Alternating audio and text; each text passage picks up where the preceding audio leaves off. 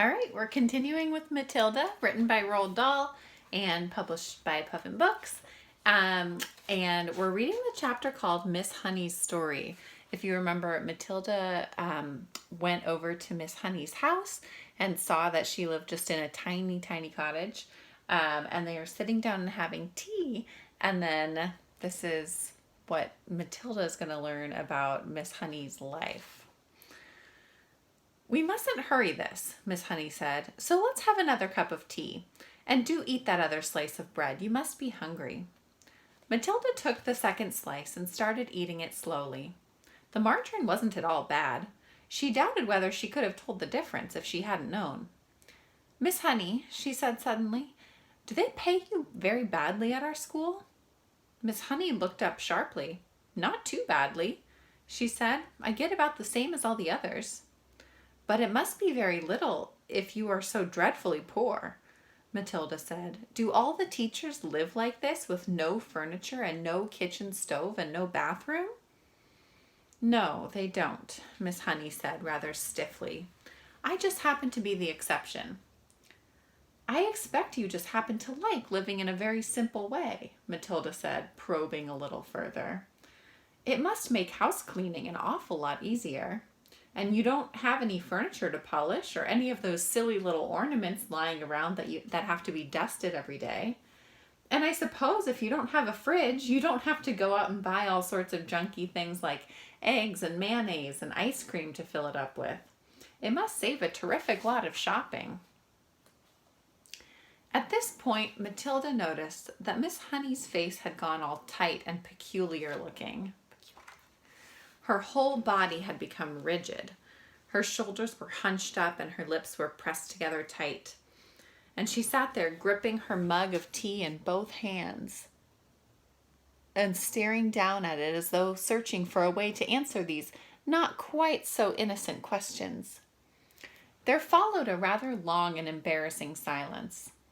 In the space of 30 seconds, the atmosphere in the tiny room had changed completely, and now it was vibrating with awkwardness and secrets. Matilda said, "I'm very sorry I asked you those questions, Miss Honey. It's not any of my business." At this time, Miss Honey seemed to rouse herself. She gave a shake of her shoulders and then very carefully she placed her mug on the tray. "Why shouldn't you ask?" she said. "You were bound to ask in the end. You're much too bright not to have wondered. Perhaps I even wanted you to ask. Maybe that's why I invited you here after all. As a matter of fact, you were the first visitor to come to the cottage since I moved in 2 years ago." Matilda said nothing. She could feel the tension growing and growing in the room. "You are so much wiser than your years, my dear," Miss Honey went on, "that it quite staggers me. Although you look like a child, you are not really a child at all, because your mind and your powers of reasoning seem to be fully grown up. So I suppose we might call you a grown-up child, if you see what I mean." Matilda still did not say anything. She was waiting for what was coming next. "Up to now," Miss Honey went on, "I have found it impossible to talk to anyone about my problems. I couldn't face the embarrassment, and anyway, I lacked the courage. Any courage I had was knocked out of me when I was young. But now, all of a sudden, I have a sort of desperate wish to tell everything to somebody. I know you are only a tiny little girl, but there is some kind of magic in you somewhere. I've seen it with my own eyes." Matilda became very alert. The voice she was hearing was surely crying out for help. It must be. It had to be. Then the voice spoke again. "Have some more tea," it said. "I think there's still a drop left." Matilda nodded. Miss Honey poured the tea into both mugs and added milk. Again, she cupped her own mug in both hands and sat there sipping. There was quite a long silence before she said, "May I tell you a story?" "Of course," Matilda said. "I am 23 years old," Miss Honey said, "and when I was born, my father was a doctor in this village. We had a nice old house, quite large, red brick. It's tucked away in the woods behind the hills. I don't think you'd know it." Matilda kept silent. I was born there, Miss Honey said. And then came the first tragedy. My mother died when I was 2. My father, a busy doctor, had to have someone to run the house and to look after me. So he invited my mother's unmarried sister, my aunt, to come and live with us. She agreed, and she came. Matilda was listening intently. How old was the aunt when she moved in? She asked. Not very old, Miss Honey said. I should say about 30. But I hated her right from the start. I missed my mother terribly, and the aunt was not a kind person. My father didn't know that because he was hardly ever around, but when he did put in an appearance, the aunt behaved differently. Miss Honey paused and sipped her tea. I can't think why I'm telling you all this, she said, embarrassed. Go on, Matilda said, please. Well, Miss Honey said, then came the second tragedy. When I was 5, my father died very suddenly. One day he was there, and the next day he was gone. And so I was left to live alone with my aunt. She became my legal guardian, and all the powers of a parent, and she had all the powers of a parent over me. And in some way or another, she became the actual owner of the house. How did your father die? Matilda asked. It's interesting you should ask that, Miss Honey said. I myself was much too young to question it at the time, but I found out later that there was a good deal of mystery surrounding his death. Didn't they know how he died? Matilda asked. Well, not exactly, Miss Honey said, hesitating.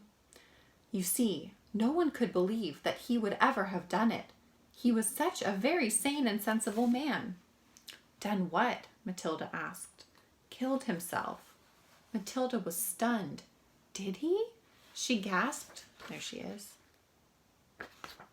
That's what it looked like, Miss Honey said. But who knows? She shrugged and turned away and stared out of the tiny window. I know what you're thinking, Matilda said. You're thinking that the aunt killed him and made it look as though he'd done it himself. I'm not thinking anything, Miss Honey said.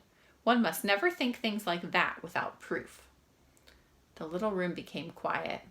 Matilda noticed that the hands clasping the mug were trembling slightly. What happened after that? She asked. What happened when you were left all alone with the aunt? Wasn't she nice to you? Nice? Miss Honey said. She was a demon. As soon as my father was out of the way, she became a holy terror. My life was a nightmare. What did she do to you? Matilda asked. I don't want to talk about it, Miss Honey said. It's too horrible. But in the end, I became so frightened of her that I started shaking when she came into the room. You must understand, I was never a strong character like you. I was always shy and retiring. Didn't you have any other relations? Matilda asked. Any uncles or aunts or grannies who would come and see you? None that I knew about, Miss Honey said. They were all either dead or they'd gone to Australia. And that's still the way it is now, I'm afraid. So you grew up in that house alone with your aunt? Matilda said. But you must have gone to school.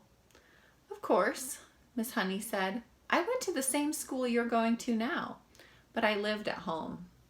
Miss Honey paused and stared down into her empty tea mug. Excuse me. I think that what I'm trying to explain to you, she said, is that over the years I became so completely cowed and dominated by this monster of an aunt that when she gave me an order, no matter what it was, I obeyed it instantly. That can happen, you know. And by the time I was 10, I had become her slave. I did all the housework. I made her bed. I washed and ironed for her. I did all the cooking. I learned how to do everything. But surely you could have complained to somebody, Matilda said. To whom? Miss Honey said. And anyway, I was far too terrified to complain. I told you, I was her slave. Did she beat you? Let's not get into details, Miss Honey said. How simply awful, Matilda said.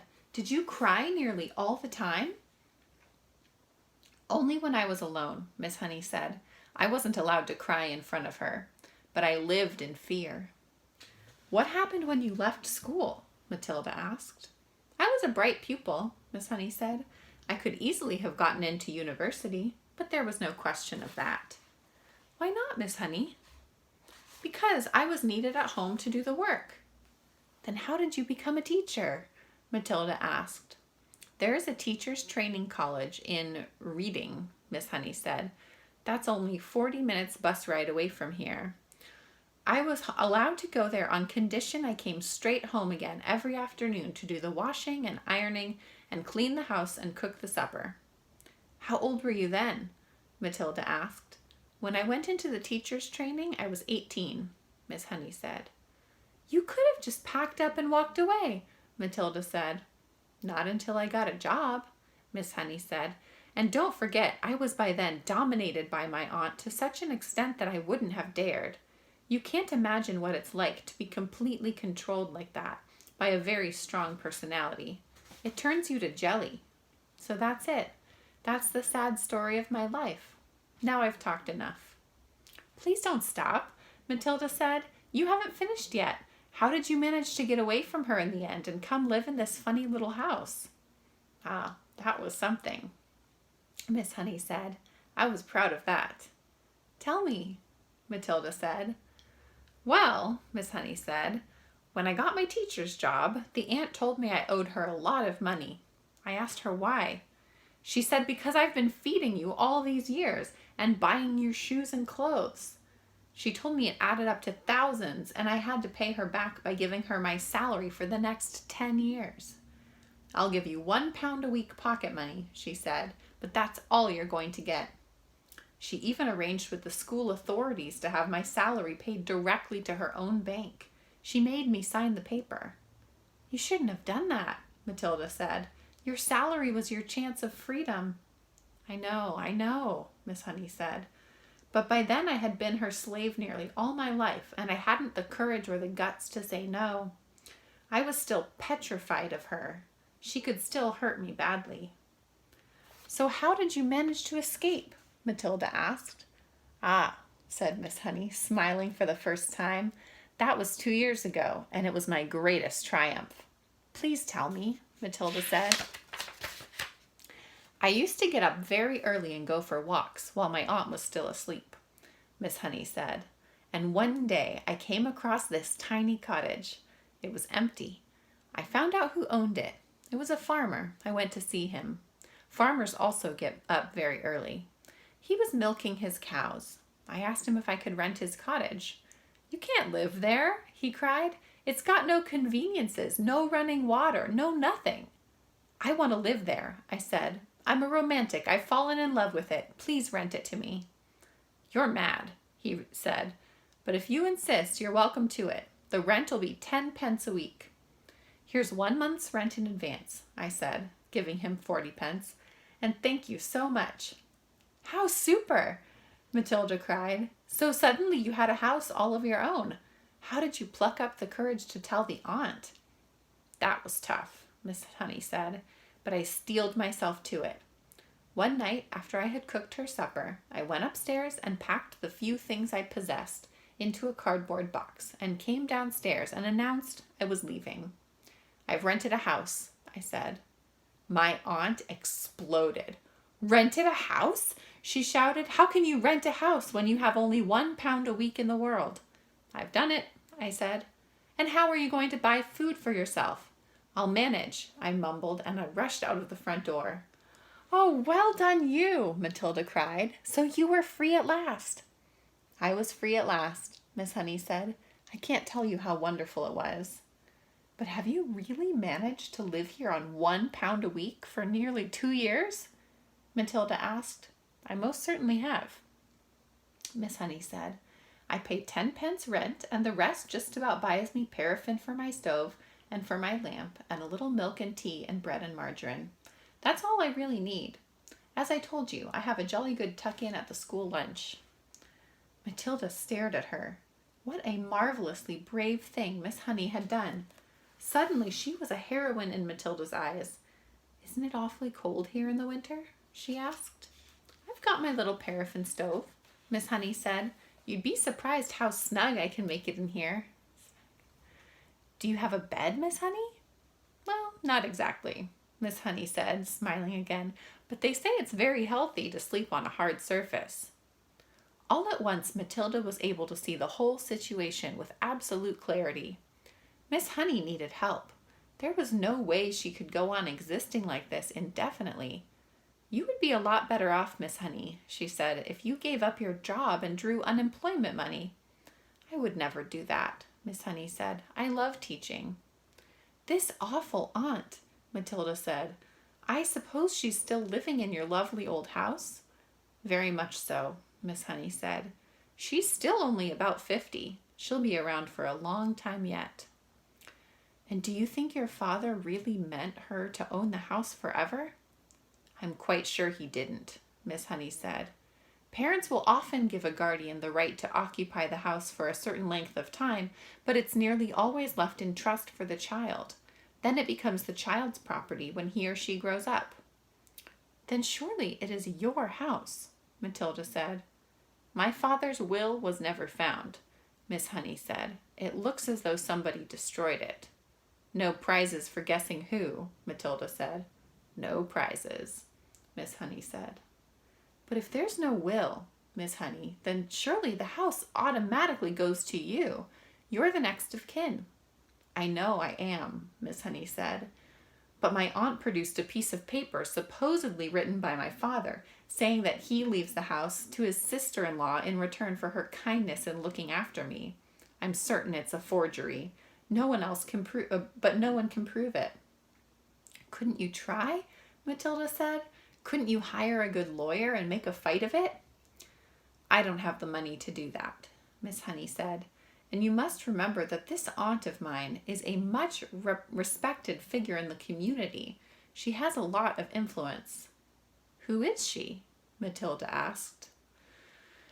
Miss Honey hesitated a moment, and then she said softly, Miss Trunchbull. That's probably my favorite moment of the whole book. The next chapter is called The Names, and we'll get to that next week. All right. Miss you. Bye.